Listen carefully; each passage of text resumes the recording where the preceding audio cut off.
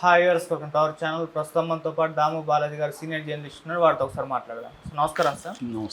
Sir, Tamil Nadu CM Stalin గారు కూడా arrest అవ్వబోతున్నారంటూ వార్తలు వినిపిస్తున్నాయి సార్. అంటే తమిళనాడులో 1000 కోట్ల మద్యం కుంభకోణం జరిగింది. సో ఇప్పుడు ఈడీ కూడా ఎంటర్ అయిపోయింది. దీంట్లో స్టాలిన్ ఇన్వాల్వ్మెంట్ ఉంది, అందుకని చెప్పేసి అరెస్ట్ చేయబోతున్నట్టు వార్తలు అయితే వినిపిస్తున్నాయి. అయితే దీనిపైన మరో చర్చ కూడా జరుగుతుంది.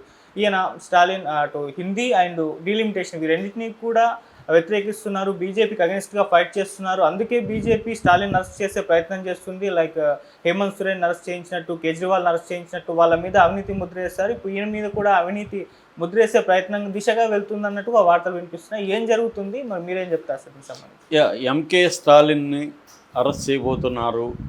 సెంట్రల్ గవర్నమెంట్ ఈడీ అరెస్ట్ చేయబోతుంది. దాని తర్వాత సిబిఐ కూడా రంగంలోకి దిగబోతుంది అన్న వార్తలు వైరల్ అవుతున్నాయి. దీనికి కారణం ఏంటి? ఈడీ మొన్న దాడులు జరిపింది. మద్యం కుంభకోణం దాదాపు 1000 కోట్లు మిస్యూజ్ జరిగినట్టుగా ఈడీ ఆరోపిస్తుంది. ఇది ప్రారంభం మాత్రమే, ఇంకా చాలా ఉంది అని ఈడీ ప్రకటించింది. సో ఈ నేపథ్యంలో ఎంకే స్టాలిన్ని అరెస్ట్ చేయబోతున్నారా అన్న విమర్శలు వస్తున్నాయి. అసలు ఏంటి మద్యం కుంభకోణం ఏంటి అనేది చూసినప్పుడు ఈడీ ఏం చెప్తుందంటే, తమిళనాడులో టస్మాక్ అంటారు. టస్మాక్ అంటే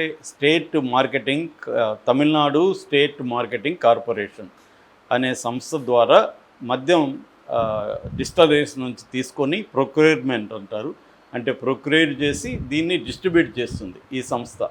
దేనికి డిస్ట్రిబ్యూట్? రీటైల్ షాపులకి, బార్లకి చేస్తుంది. ఇది నెంబర్ 1 ఆస్పెక్ట్. ఈ తస్మాక్ సంస్థ అక్రమాలకు పాల్పడుతుంది. కొన్ని డిస్టిలరీస్కి మాత్రమే ఫేవర్ చేస్తూ ఉంది. For example SNJ, calls, Accord ఇలాంటి కొన్ని డిస్టిలరీస్కి ఫేవర్ చేసే విధంగా టస్మాక్ సంస్థ పనిచేస్తూ ఉంది. వాళ్ళ దగ్గర కిక్ బ్యాక్స్ తీసుకొని, అంటే డబ్బు తీసుకొని వాళ్ళకి ఫేవర్ చేస్తుంది. అట్లాగే బాటిల్ మేకింగ్ కంపెనీస్తో కూడా కుమ్మక్కైంది ఈ సంస్థ అనేది ఒక ఆరోపణ. రెండవ ఆరోపణ ఏంటంటే, టెండర్ ప్రక్రియ ఏదైతే ఉందో ఈ టెండర్సు తమకి అనుకూలమైన వాళ్ళకి, ట్రాన్స్పోర్ట్ టెండర్సు అండ్ డిస్టిలరీస్ సంబంధించిన టెండర్స్, లైసెన్సులు, ఈ రెండు కూడా తమకు అనుకూలమైన కంపెనీలకే ఇస్తుంది. ఫర్ ఎగ్జాంపుల్ ఒకే ఒక ఫర్మ్కి transport tenders every year 100 crore worth ఉన్న ట్రాన్స్పోర్ట్ టెండర్స్ని ఆ కంపెనీకే ఇస్తూ ఉంది. అదొకటే ఫైనల్గా నిలబడుతుంది టెండర్లో. సో ఇదంతా కూడా క్లియర్గా ఇదొక 1000 కోట్ల కుంభకోణం ఇప్పటి వరకు బయటపడింది. 1000 కోట్ల కుంభకోణం ఇంకా కూడా దీంట్లో ఉండొచ్చు.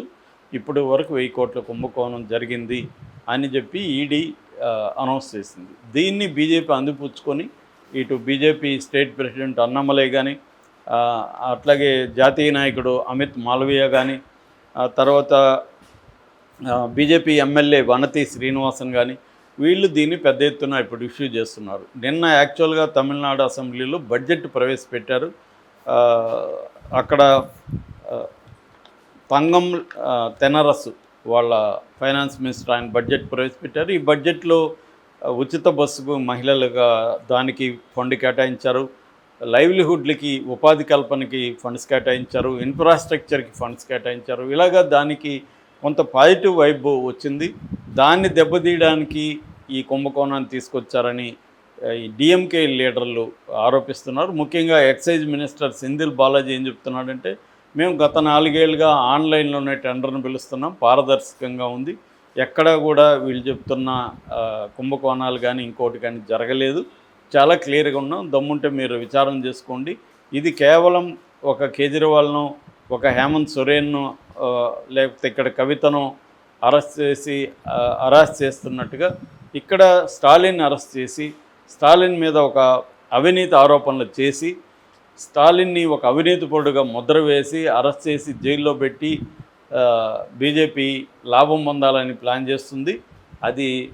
ఇది ఢిల్లీ అనుకుంటున్నారేమో, ఇది తమిళనాడు. ఇది తమిళనాడులో బీజేపీ పప్పులు ఉడకవు అని వీళ్ళకి చాలా స్ట్రాంగ్గా మాట్లాడుతున్నారు. బీజేపీ ఫ్రస్ట్రేషన్లో ఈ పని చేస్తుందని.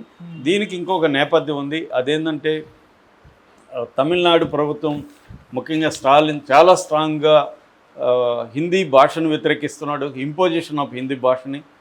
మొన్న బడ్జెట్ సెషన్లో కూడా రూపీ అని, హిందీ రూపీ 6 ఉంటుంది మనకి రూపాయికి, ఆ సింబల్ని తీసేసి తమిళ రూపీ పెట్టాడు 6. తమిళ రూ అని ఉంటుంది, ఆ రూ పెట్టుకున్నారు వాళ్ళు హిందీ తీసేసి. అట్లాగే హిందీ భాషని రుద్దడం మీద, న్యూ ఎడ్యుకేషన్ పాలసీ మీద చాలా తీవ్రంగా డిఎంకే పోరాడుతోంది. ఇంకొక నేపథ్యం ఏంటంటే డీలిమిటేషన్ అంటే ఇప్పుడు మొత్తం ఎంపీ నియోజకవర్గాలు, లోక్సభ నియోజకవర్గాలన్నీ పునర్వ్యవస్థీకరణ చేయబోతున్నారు. అది జనాభా దామాషా ప్రకారం చేస్తే ఉత్తరప్రదేశ్, బీహార్ కలిపి సౌత్ ఇండియాలో ఉత్తరప్రదేశ్, బీహార్లో ఎన్ని ఎంపీలు ఉంటాయో సౌత్ ఇండియా మొత్తం కలిపి కూడా అన్ని ఎంపీలు ఉంటాయి. అంతే దాదాపు ఒక 20%, 24% ఎంపీలు తగ్గిపోతారు సౌత్లో. మేమేమో జనాభా తగ్గించుకున్నాం, వాళ్ళేమో జనాభా పెంచుకున్నారు నార్త్ ఇండియాలో.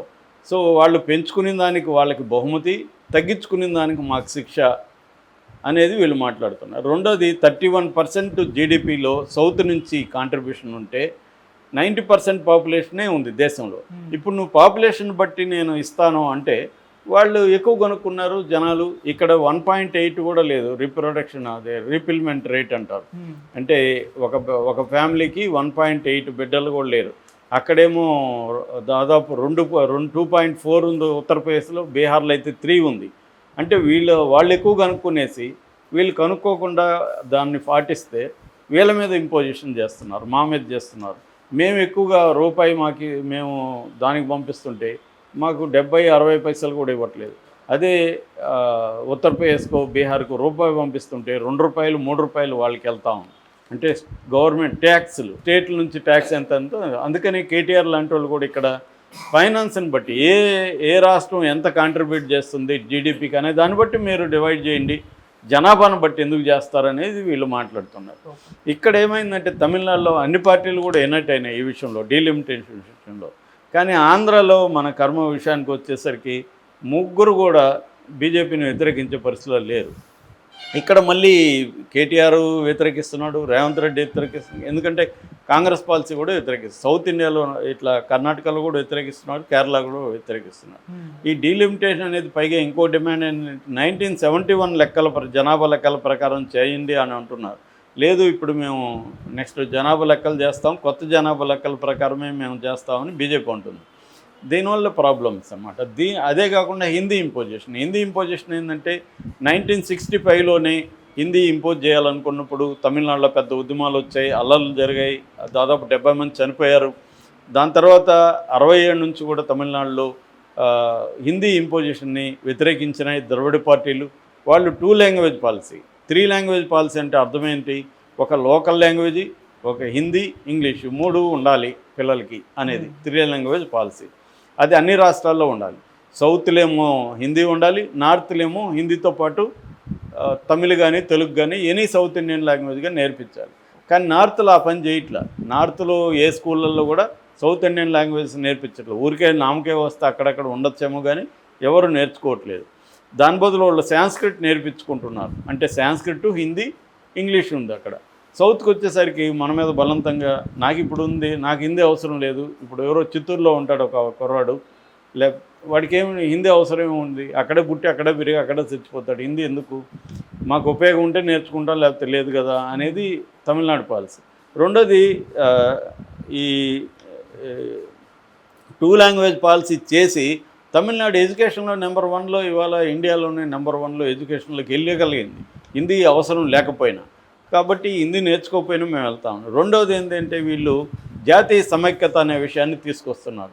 జాతీయ సమైక్యతకి హిందీ అవసరం, జాతీయ సమైక్యతకి తమిళ్ అవసరం లేదా, తెలుగు అవసరం లేదా, మీరెందుకు తెలుగు నేర్చుకోరు, మీరు ఇక్కడికి వస్తే మేము హిందీలో మాట్లాడాలి, మేము అక్కడికి వచ్చినా హిందీ నేను బాంబేలో 6 నెలలు ఉంటే అక్కడ నేను హిందీలో మాట్లాడాల్సి వచ్చింది. వాడి కోడికి ఒక్క ముక్క కూడా తెలుగు అనే పదం కూడా పలకడు, వాడు మద్రాసి అంటాడు మనల్ని.